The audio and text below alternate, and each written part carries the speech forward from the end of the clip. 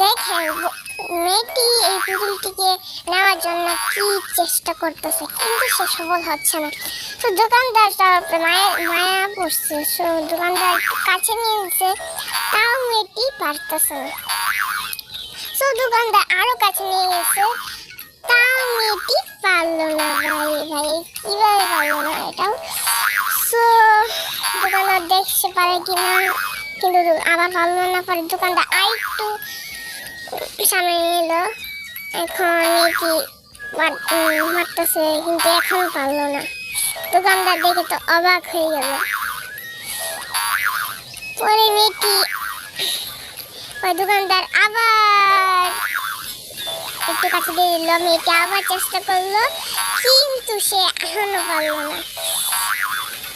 দোকানদার পরে সে তার হাতে নিয়ে মেয়েটিকে বললো, তুমি এখন মারো। মেয়েটি মারলো, কিন্তু তা সে পারলো না। কিন্তু আস্তে আস্তে মেয়েটি এক জায়গায় বসে ফেলে